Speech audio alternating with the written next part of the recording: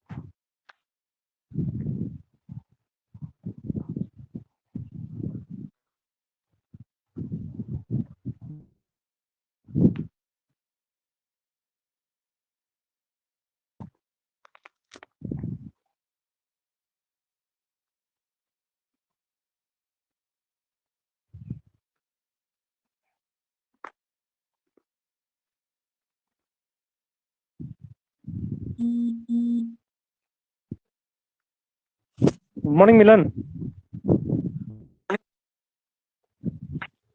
Hello, good morning मिलन, yes आवाज आ sir. रहा है?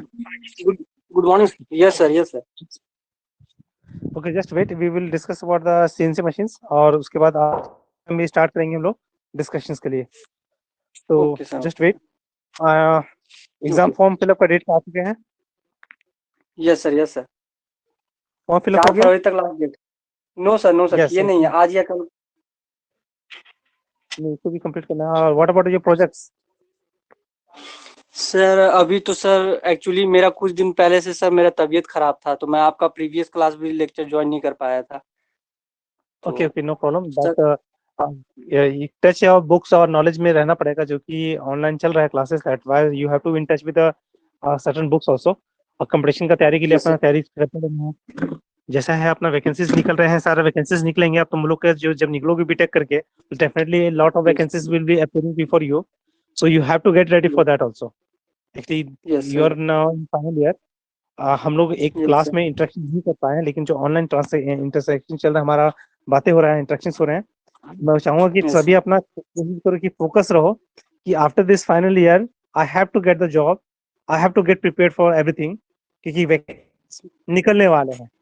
जैसा कि एजिटेशन यस चल सर. रहा है, जैसा टॉपिक लग रहा है, उसी हिसाब से तुम अपना तैयारी करके रखो। रेलवेज में वैकेंसी निकलेंगे, कहीं और निकलेगा vacancy, so we have to get ready as a mechanical engineer. जहां वैकेंसीज निकलेंगे हम उसको अपना सेटअप करके उसमें चले जाना है मुझे है। सो focus on yes that. Sir. Yes sir. Sir अब की बार मतलब 7 सेम का सर मतलब क्या होगा, माने ऑफलाइन एग्जाम होगा कि ऑनलाइन? अभी तक तो सर कंफर्म कहीं से कुछ पता नहीं चलता। ऑफलाइन एग्जाम्स होगा, ऑफलाइन एग्जाम्स होगा। यस अब सर. सारा एग्जामिनेशन ऑफलाइन हो रहा है, दैट इज ए श्योर। और ये यस सर. एग्जामिनेशन होंगे, ये बात हम लोग डिनाई नहीं कर सकते हैं। So we have to face the yes. Online, sorry, offline writing examinations. तो इस बार यस हमें सर. College yes. में आना पड़ेगा। हो सकता है होम सेंटर हो, या हो सकता है यस सर. सेंटर हमारे बगल में पॉलिटेक्निक में दे दे, लेकिन हमें इस बार ऑफ एग्जामिनेशन, ऑनलाइन एग्जामिनेशन लिखना पड़ेगा। So we have yes. To read our books, notes very clearly. otherwise what will happen that in examination we will face the problem. Yes sir. इसलिए अभी अपना यस टाइम सर। शेड्यूल को पीछे का makeup करो, कैसे अपना एग्जामिनेशन का तैयारी करना है सब्जेक्ट का, टॉपिक्स का।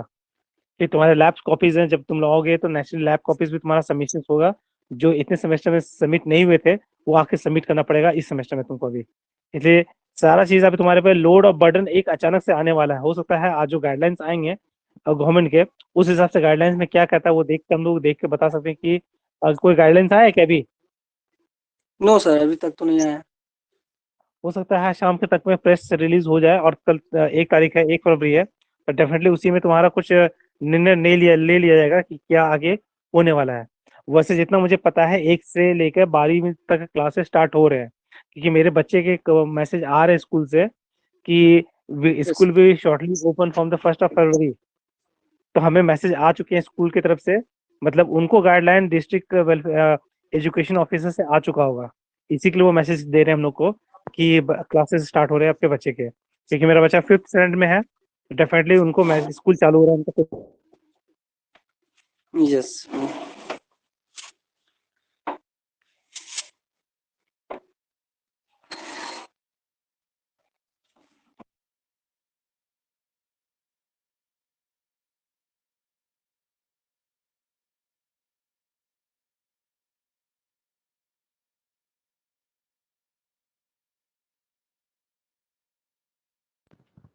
हेलो हेलो, आवाज आ रहा है? Yes sir. Yes sir. Okay, start करते हैं। हम लोगों ने जो स्टार्ट किए थे सीएनसी मशीन्स के ऊपर डिस्कशन रखे थे हम लोगों ने चालू, और सीएनसी के बाद समझे थे क्या क्या उसके कंपोनेंट्स है, क्या इसके इंपॉर्टेंस है। मेरा एक्चुअली ऑटोमेशन में कुछ टॉपिक्स अभी जो है मैं थोड़ा सा फास्ट फॉरवर्ड मूव करना चाहूंगा, क्योंकि हम लोगों ने सीएनसी मशीन्स को काफी टाइम दे चुके हैं, इन पर ज्यादा समय देते हुए नहीं अब आगे बढ़ जाते हैं। हम लोगों ने CNC machines NC machines discuss कर चुके थे। एनसी मशीन और सीएनसी मशीन्स में दोनों का हम लोगों ने अंतर देखे थे। एनसी मशीन्स में कुछ ड्रॉबैक्स है, कुछ लिमिट्स है, उसके लिमिट्स को ओवरकम करने के लिए हम लोग सीएनसी मशीन लाए, कंप्यूटराइज न्यूमेरिकल कंट्रोल लाए थे। उसमें हम लोग पंच, एनसी मशीन में लोग पंच कार्ड यूज कर रहे थे, हर एक पार्ट प्रोग्रामिंग कर रहे थे, मतलब एक एक टर्निंग के लिए एक प्रोग्रामिंग था, मिलिंग के लिए एक प्रोग्रामिंग था, फेसिंग के लिए एक प्रोग्रामिंग था, मतलब हर एक हम लोग ने पंच में करके एक कार्ड का प्रोग्रामिंग बना के यूज करते, तो वो डिमेरिट्स था, जिस कारण से तुमको बहुत सारा प्रोग्राम का एक बंडल लेके चलना पड़ता था। लेकिन सीएनसी मशीन मुझे एक एडेप्टिव टाइप का दिया सिस्टम, एडेप्टिव सिस्टम दिया। एडेप्टिव सिस्टम में क्या था, we can program, we can change, we can modify. हम लोग इस प्रोग्राम को मॉडिफाई कर सकते थे, मतलब जहां मुझे लग रहा है कि कुछ डायमेंशन करना है तो मतलब उसमें सेव एज करके उस अलग नाम का फाइल बना के उसमें कोई अलग डायमेंशन डाल के हम लोग उसको फिर से प्रोग्राम को सेव कर सकते हैं। लेकिन पंच वाले एनसी मशीन में क्या प्रॉब्लम था कि एक ही तरह का प्रोग्राम और एक ही तरह का मशीन रन करेगा, मतलब अगर मुझे दूसरा प्रोग्राम बनाना है तो I have to create another magnetic tape, मुझे फिर से एक मैग्नेटिक टेप तैयार करना पड़ेगा अलग तरह का। तो मुझे इसके प्रॉब्लम आए थे। फिर डीएनसी आया एनसी मशीन के पास में। एनसी मशीन में क्या हुआ, सीएनसी मशीन में क्या हो गया, एक मशीन एक कंप्यूटर एक मशीन, एक कंप्यूटर एक मशीन पे चल रहा है सिस्टम। तो हमारे साथ क्या हो रहा था कि अगर मुझे एक कंप्यूटर, इतने सारे कंप्यूटर का लग रहा है, यूज हो रहा है, मेरे पास अगर 30 मशीन है तो मुझे 30 कंप्यूटर का जरूरत पड़ रहा है। तो मैंने इस चीज को सोल्यूशन किया कि डीएनसी पे मेरे स्टेशन में मैंने क्रिएट किया एक वर्क स्टेशन सर्वर किया, और उसी सर्वर में एक मिलिंग के मशीन को भी जोड़ दिया मैंने, एक turning drilling machine, CNC drilling machine जोड़ दिया, और उसी से मिलिंग मशीन भी जोड़ा हुआ है, ड्रिलिंग भी जोड़ा हुआ है, लेथ मशीन भी जोड़ दिया मैंने। तो एक मैंने डीएनसी मैंने क्या किया, और डीएनसी मतलब डिजिटल न्यूमेरिकल कंट्रोल, इसमें मैंने एक सर्वर बनाया, सर्वर में प्रोग्राम डाला हूँ। जिस कंप्यूटर को जो प्रोग्राम चाहिए उस सर्वर से कनेक्ट हो जाइए और आपको सर्वर से प्रोग्राम मिल जाएगा। तो ये एक सिस्टम हम लोगों ने क्रिएट कर दी है, तो इसको हम लोगों ने डीएनसी कहा है। और अभी जो नया सिस्टम आया है ANC, that is advance numerical control machine, जिसमें कि हम लोग मशीन्स को वाईफाई से कनेक्ट कर दिए हैं। एक हमारा सर्वर कहीं रहेगा, सर्वर से डेटा कनेक्ट कर लेगा, मतलब होम सर्वर भी है, आईओटी का टेक्नोलॉजी यूज कर रहे हैं। आईओटी मतलब इंटरनेट ऑफ थिंग्स को यूज कर रहे हैं हम लोग इस टेक्नोलॉजी में, जिसमें कि हमारा सर्वर से कनेक्ट होकर ऑटोमेटिकली वो मशीनिंग स्टार्ट कर देगा। मतलब ऐसे जरूरी नहीं कि सर्वर एक जगह रहे, सर्वर हो सकता है जनरल इलेक्ट्रिकल का जापान में रखा हो, जापान में वो सर्वर रखा होगा, इंडिया वाला भी उसको यूज कर रहा है, अफ्रीका में यूज कर रहा है, चाइना में यूज हो रहा है, अमेरिका में यूज हो रहा है, everywhere they are able to use that. मतलब सैटेलाइट से सिग्नल गया और वो ट्रांसमिट होके वो सिग्नल को रिसीव करके उसने यूज करा, that is advance, that is 5G, that is industry 4.0। आज के तारीख में हम इसको देते हैं नाम इंडस्ट्री 4.0, जिसमें कि एक सर्वर सैटेलाइट से कनेक्ट कर दिया और सीधा वो डेटा एडवांस न्यूमेरिकल कंट्रोल। ये हमारा ये सिस्टम होगा रहेगा, ये सिस्टम हम लोग का रहता है। कॉल आ गया।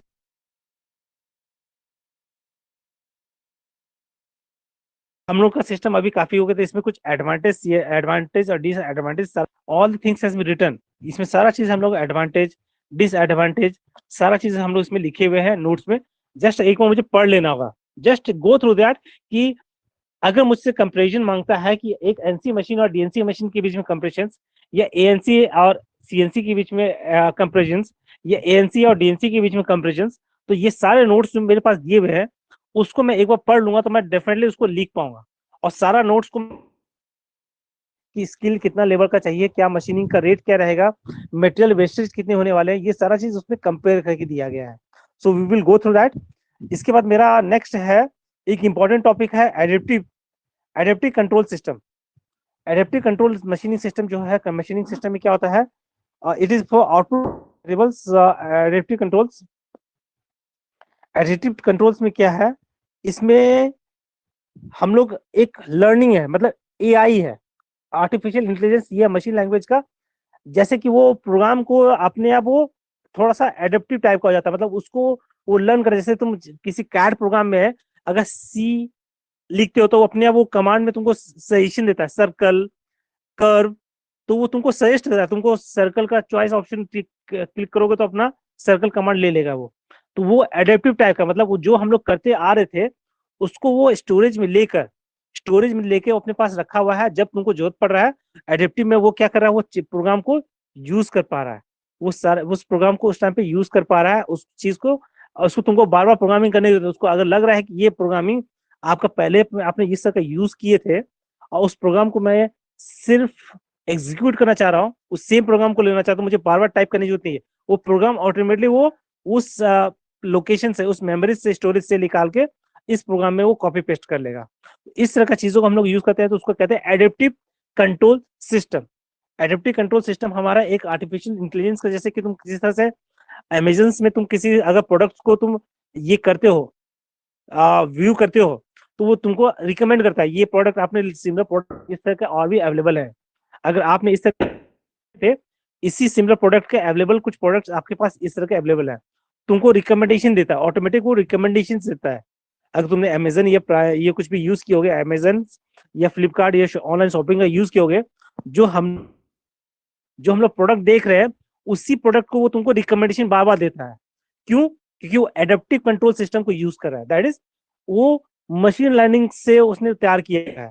मशीन लर्निंग में वो प्रोग्राम जो जितने बार तुमने यूज किए हो, जितने बार तुम वो मेमोरीज में अपने पास रखा है, तुम्हारा प्रोफाइल की मेमोरीज में रखा है, जैसे तुम उस पर करते हो तो वो तुमको खुद ही रिकमेंडेशन देता है कि अगर आप इस तरह का प्रोडक्ट ढूंढ रहे थे, इसके लिए मैं आपको ये रिकमेंड करना चाहूंगा। तो इस तरह का मशीन्स में भी हमारा प्रोग्राम्स में रहेगा। तो हम लोग एडेप्टिव सिस्टम्स को यूज करते हैं। आज की तारीख में बनता है ग्रुप टेक्नोलॉजी। ग्रुप टेक्नोलॉजी बनता है। ग्रुप टेक्नोलॉजी में क्या होता है कि हम लोग सिस्टमेटिक वे में हर चीज को ग्रुपिंग करने की कोशिश करते हैं। Milling, lathe, shaper, drilling, milling, जितने भी ऑपरेशन है, ये सभी टेक्नोलॉजी एक दूसरे से कॉम्प्लेक्स है।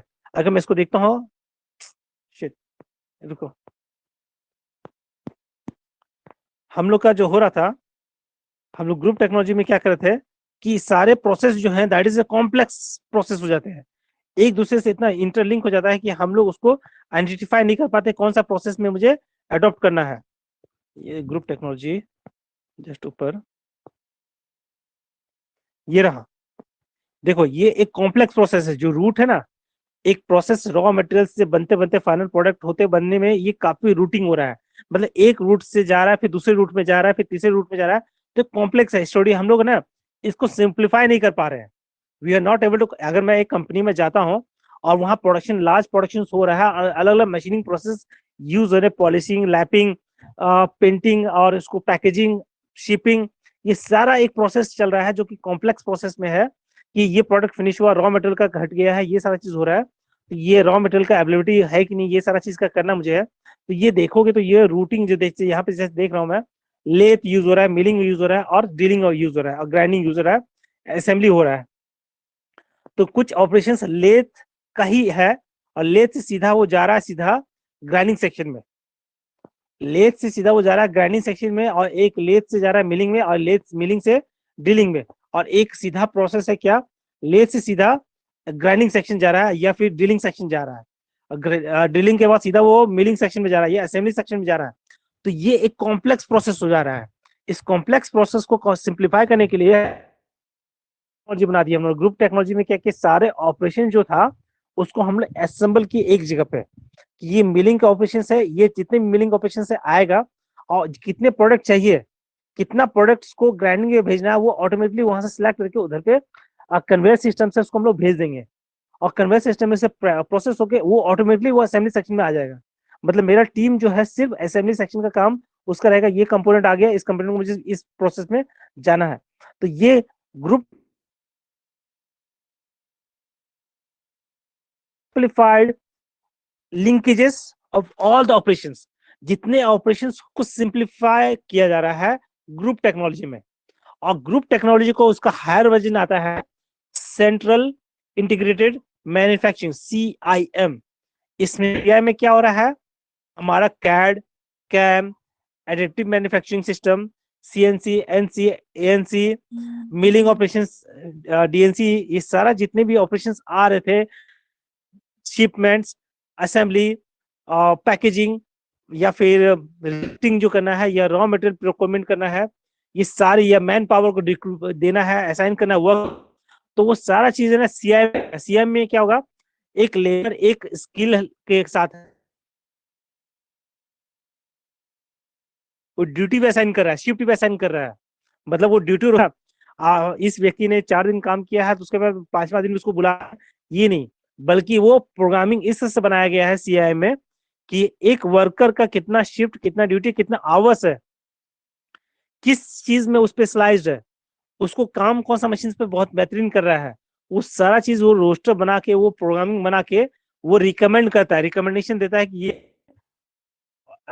ऑप्शन है कि नहीं है, ये सारा चीज वो एक परम्यूटेशन कॉम्बिनेशन बना के वो आपको फिजिबल सोल्यूशन देता है। मतलब इसको फजी लॉजिक इसको बोलते हो तुम, वो एक फजी लॉजिक वर्ड सुन लो अभी, तुमको ये जरूरत पड़ेगा।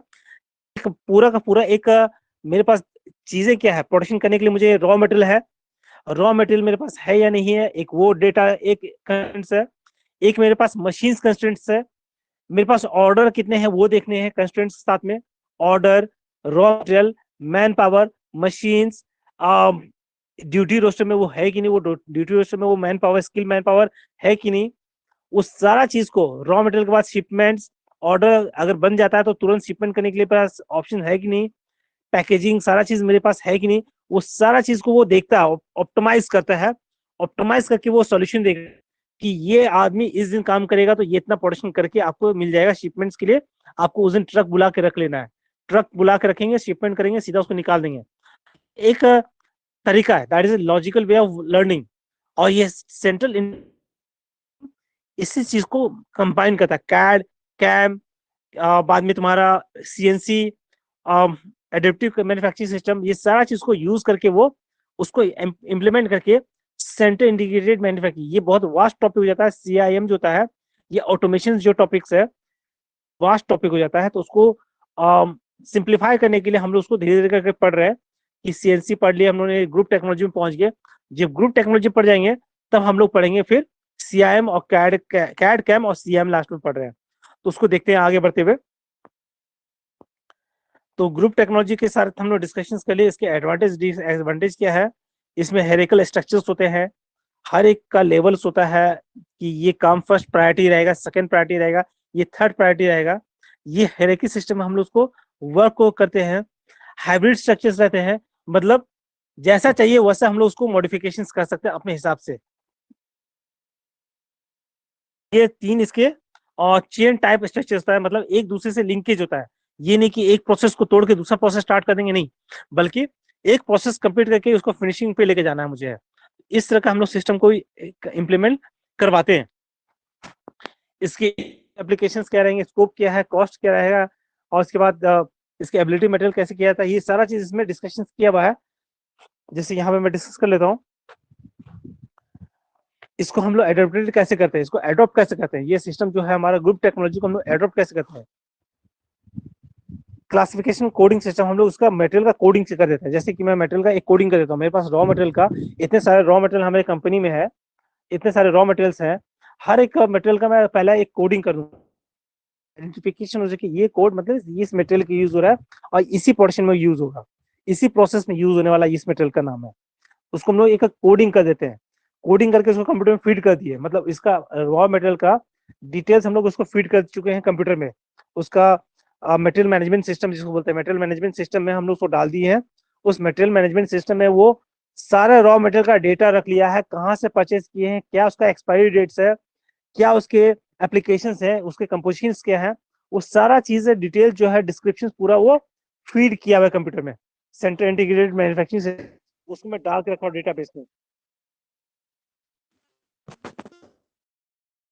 जी। अभी अभी क्लास ले रहा हूँ, क्लास लेके मैं फिर से निकल रहा हूँ, ठीक है, 11 बजे मैं निकल, ठीक।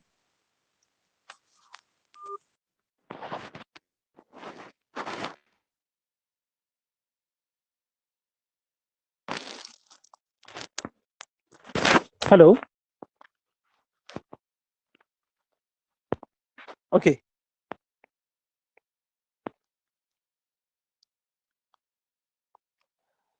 फिर हमारा जो होता है, हमने सारा रॉ मटेरियल का डिटेल्स डाल दिए हैं कि अगर मेरा एम एस रॉड का जो था, तो एम एस रॉड का क्या कंपोजिशन, क्या स्ट्रेंथ, क्या उसका डक्टिलिटी क्या है, सब उसमें दिया हुआ है। इसको हम लोग मशीनिंग के टाइम पे इस तरह का यूज कर सकते हैं, मशीनिंग से होगा कि नहीं होगा।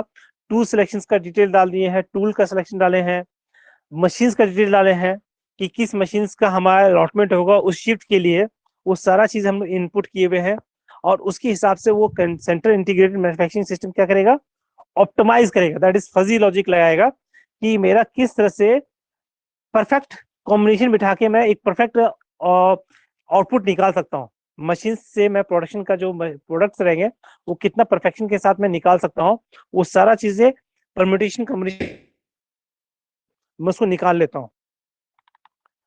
और ये बहुत इंपॉर्टेंट चीज है, ये वाला टॉपिक जो है फजी लॉजिक का इंपॉर्टेंट है कि तो ये तुम्हारे मैनेजमेंट में तुमको ये चीज सीख।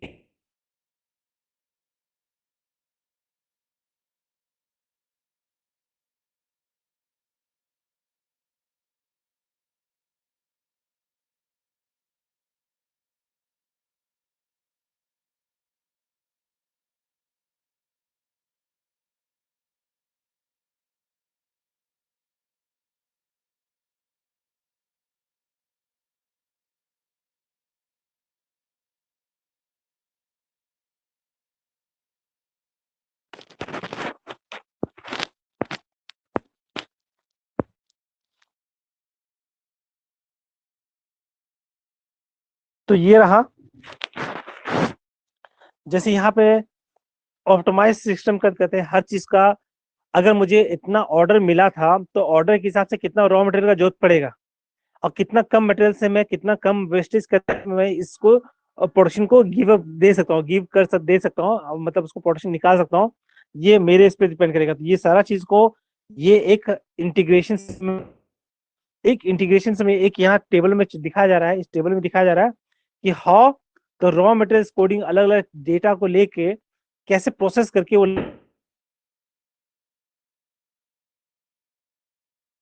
इम्प्लीमेंटेशन इज डन, हमारा कितना वो डेटा ऑप्टिमाइज हो, दिस इज द आउटपुट, ये आपका आउटपुट है, इतना आप प्रोडक्शन का ऑर्डर को पूरा कर सकते हैं। ये मेरे पास पे, ये किसके हिसाब से मैंने किया था, ये ऑर्डर, मार्केटिंग, कस्टमर रिव्यूज, ये सारा चीज मैंने सीजनल फेस्टिवल का कुछ आया था तो ऑफर देना है, डिस्काउंट देना है, उस सारा चीज को देखते हुए सर्वे को देखा मैंने।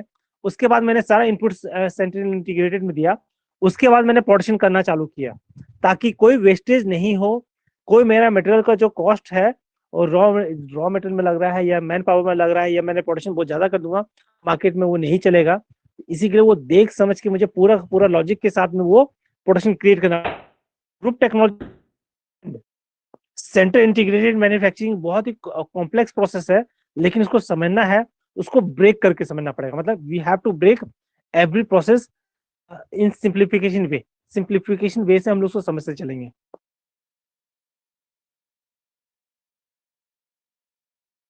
ये इसके ऊपर एक चलते हैं हम लोग है कैड कैम के ऊपर में।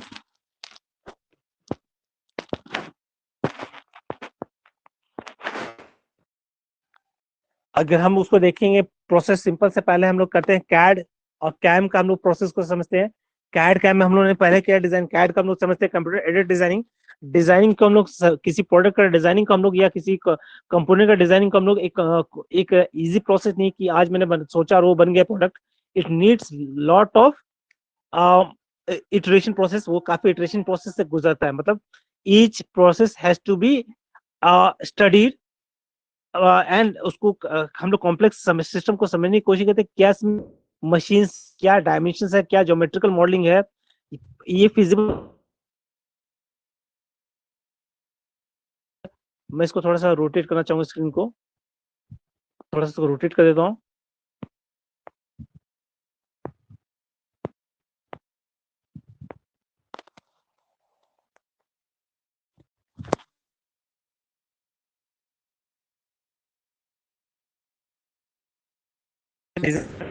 मेरे कितने सारे चीजों को मुझे ध्यान रखना पड़ता है। I have to look after all. पहला है कि मुझे डिजाइन नीड को समझना का, why this things has to be created, ये कंपोनेंट क्यों बनाना है। द डिजाइन नीड, ये मेरे लिए इंपॉर्टेंट है। डिजाइन नीड पहले मेरे लिए इंपॉर्टेंट है कि why the design need is there. फिर इसका डेफिनेशन समझना पड़ेगा, इसका स्पेसिफिकेशन तैयार करना पड़ेगा, इस डिजाइन के लिए स्पेसिफिकेशन तैयार करना पड़ेगा। कलेक्टिंग रिलेवेंट इंफॉर्मेशन, ये डिजाइन से रिलेटेड इंफॉर्मेशन जितना भी है उसको हम लोग लेंगे, इसको सिंथेसाइज कर रहे हैं, सिंथेसाइज करके लेके जा रहे हैं। We now synthesising all the things. हमारा पहला डिजाइन को नीड समझे हम लोगों ने, फिर डेफिनेशन किए, स्पेसिफिकेशन डिफाइन किए, इसके बाद कलेक्टिंग इन्फॉर्मेशन, जितना इन्फॉर्मेशन था और डिजाइन के रिलेटेड था वो सारा चीज लेके हम लोग सिंथेसाइज करके उसको हम लोगों ने एक्सपेरिमेंटल बेसिस पे कॉन्सेप्ट डिजाइन तैयार किए। कॉन्सेप्ट डिजाइन मतलब इससे तो होना चाहिए। फिर हम लोगों ने क्या किया, नेक्स्ट हम लोगों ने मॉडलिंग तैयार की, उसका उसी चीज का मॉडल तैयार किया। जब मॉडल बन गया उसको एनालिसिस में डाल दिया, डिजाइन एनालिसिस में डाले। और जब डिजाइन एनालिसिस हो गया तो उसको ऑप्टिमाइज करने की कोशिश की कि कुछ चीजें काम कर रहा था, कुछ चीजें काम नहीं किया, तो उसको हम लोग ऑप्टिमाइज में किए। ऑप्टिमाइज करने के बाद में उसको एवोल्यूशन किया कि हाँ ये परफेक्ट हो गया डिजाइन। उसके बाद जब डिजाइन परफेक्ट हो गया, इसका फिर हम लोग डॉक्यूमेंटेशन तैयार कर दिए। जब ये डिजाइन परफेक्ट हो चुका है, now created the document for this design, this document has been process. अब ये डिजाइन जब हो गया तैयार, जब इसका डॉक्यूमेंट तैयार हो गया, तो नेक्स्ट मेरा काम है प्रोडक्शन वाले का कि प्रोडक्शन में जाके ये प्रोसेस प्लानिंग करेगा। प्रोडक्शन प्रोसेस प्लानिंग तैयार होगा, यही डिजाइन के बेस पे क्या मशीनिंग करना है, क्या टूल लगेंगे, क्या रॉ मटेरियल लगेंगे, ये सारा चीज काम रहेगा प्रोडक्शन प्रोसेस प्लानिंग का। प्रोडक्शन प्रोसेस प्लानिंग वाले का काम रहेगा पूरा का पूरा चीजों को इकट्ठा करना, मतलब उसको बनाना है। ये मटेरियल, ये मॉडल मिल चुका है, इसको डिजाइन मिल चुका है। Now this production engineer has to plan everything. Raw material कितना लगेगा, कितना डिजाइन का क्या क्या पैरामीटर्स है, वो सारा चीज वो फैक्टर्स को तैयार करेगा मशीनिंग करने के लिए। और ये जब प्रोडक्शन प्लानिंग हो चुका होगा, तब फिर मेरा प्रोडक्शन प्लानिंग, डिजाइन, प्रोक्योरमेंट, उसका प्रोक्योरमेंट का जो पड़ेगा तो प्रोक्योरमेंट पे जाएगा वो। फिर एनसी या सीएनसी प्रोग्रामिंग करना पड़ेगा मुझे, क्या उसका पार्ट प्रोग्रामिंग कितना करना पड़ रहा है, that is NC CNC machine पे लेके जाना है। क्या क्या मुझे जो जरूरत पड़ रहा है वो सारा चीज मैंने एक रिक्वायरमेंट कर लिया, तैयार कर लिया लिस्ट कि ये प्रोडक्शन प्लानिंग रहा, इस प्रोसेस में ये मैन पावर रहेगा, ये आदमी रहेगा, इस मशीन पे करना है काम। फिर मैंने डिजाइन प्रोक्योरमेंट के टूल्स, जितने भी उसके टूल्स रिक्वायरमेंट है, रॉ मटेरियल रिक्वायरमेंट है, उसको कलेक्ट किया। फिर मैंने ऑर्डर मटेरियल, सारे मटेरियल को मैं इकट्ठा करने की कोशिश करूँ, मतलब ऑर्डर देके उसके पास मंगाऊंगा अपने पास में, ताकि स्टोरेज में मेरा रॉ मटेरियल स्टोर रहे। इसके बाद सीएनसी प्रोग्रामिंग, मैंने इसका पार्ट प्रोग्रामिंग बना दिया। अब पार्ट प्रोग्रामिंग के बाद स्टार्ट हो गया यहाँ पे सीधा लेमैन का काम स्टार्ट हो गया। मतलब जो आईटीआई वाले हैं या डिप्लोमा होल्डर्स हैं, उनका काम यहाँ स्टार्ट हो गया सीधा ये प्रोडक्शन करना। इनका काम है सीधा प्रोग्रामिंग मिल गया है, डिजाइन मिल गया है, मुझे प्रोडक्शन करके देना है। प्रोडक्शन स्टार्ट हो गया है, क्वालिटी चेक कर लेना है, सिर्फ है प्रोडक्शन हो रहा है, क्वालिटी चेक कर लिए, क्वालिटी चेक करने के बाद में इसका पैकेजिंग की, शिपिंग की और सीधा भेज दिए हम लोग मार्केट में। मार्केट से फिर एक सर्वे आ रहा है, मार्केट से कस्टमर के रिव्यूज आ रहे हैं, और यही रिव्यूज जो है, ये वाला जो दिख रहा है, ये चैनल ये दिख रहा है, फिर से मेरा फीडबैक में आएगा ये। This will act as a feedback, ये मेरा फीडबैक सिस्टम में ये आ रहा होगा। This will act as a feedback system for me, ये फीडबैक सिस्टम मेरे पास आएगा। मार्केट में जो प्रोडक्ट मैंने डिजाइन बनाया, जो प्रोसेस हुआ कंप्लीट करने के बाद में प्रोसेस को, ये मेरा जब रॉ मटेरियल गया लोगों के हाथ में, और वो ने उन्होंने देखा प्रोडक्ट को, उनका क्या फीडबैक रहा, उस प्रोडक्ट के बारे में क्या फीडबैक दिया, उस फीडबैक के हिसाब से वो फिर से डिजाइन, एनालिसिस, सिंथेसाइज, फिर से कॉन्सेप्शन पे जाएगा और कलेक्टिंग रिलेवेंट इंफॉर्मेशन कलेक्ट करके फिर से मॉडिफिकेशन होगा उस प्रोडक्ट में अगर कोई चीज जरूरत पड़ा तो। This is complete design process, और ये एग्जामिनेशन में आता है, how the CAD designing process takes place. Examination से मेरे पास ये चार्ट मुझे ड्रॉ करना पड़ता है, we have to draw this chart in our examination. So focus on that कि ये एग्जामिनेशन में चार्ट जो है वो सही से बने। मेरा क्या क्या नीड था, पहला था डिजाइन नीड था, डिजाइन डेफिनेशन स्पेसिफिकेशन समझा, कलेक्टिव इंफॉर्मेशन किया। जब इन सब चीज को किया तो सिंथेसाइज करने के लिए मैंने डिजाइन एक्सेप्शन बनाया, फिर डिजाइन मॉडल्स बनाया, फिर उसका एनालिसिस किया, फिर ऑप्टिमाइज किया, और लास्ट में एवेल्यूएट जब हो चुका है तो उसका डॉक्यूमेंटेशन तैयार कर लिया, और डॉक्यूमेंटेशन के बाद प्रोसेस प्लानिंग में डाला। और प्रोसेस प्लानिंग में जो उसके सब कैटेगरीज है उसको डाल के मैं सीधा प्रोडक्शन, प्रोडक्शन के बाद सीधा quality check, packaging, shipment and marketing, and last process है मार्केटिंग। और मार्केट ही मेरा सबसे बड़ा रिव्यू है, मार्केट ही मेरा सबसे बड़ा रिव्यू है, जो कि वो मुझे प्रोडक्ट के बारे में फीडबैक देगा, यही फीडबैक मेरा मॉडलिंग में चेंजेस आएगा। So this is the method of CAD. ये कैड का एक प्रोसेस है जिसमें हम लोग यूज कर रहे हैं। यही कैड सिस्टम को हम लोग आगे फिर समझेंगे थ्योरेटिकल वे में। थ्योरेटिकल वे में समझेंगे ग्राफिकल यूजर इंटरफेस क्या है, कीबोर्ड क्या है, और रेस्टर क्या है, इनपुट डिवाइसेस क्या क्या है कैड में, वो सारा चीज हम लोग का टॉपिक रहेगा। तो उसको हम लोग नेक्स्ट क्लास में डिस्कस करेंगे। So today we have discussed about the GT, that is group technology. We have discussed about the NC, CNC, advanced numerical control and digital numerical control. ये सारा चीज हम लोगों ने डिस्कशंस किए थे। Just go through the notes. ये theoretical chapter है, मैं पहले बोल रहा हूँ, this is theoretical subject. If you are reading one time, एक बार इसको तुम पढ़ोगे, तुमको आइडियाज मिल जाएगा मुझे what we have to write in examinations. तो ज्यादा इसमें कॉम्प्लिकेशंस नहीं है। Just go through the notes which is posted in the Google classrooms.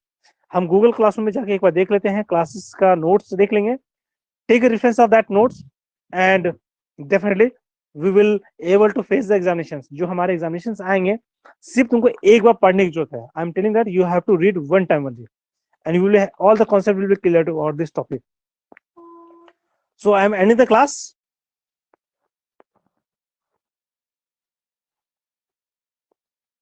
Okay, sir. Okay. Thank you, sir.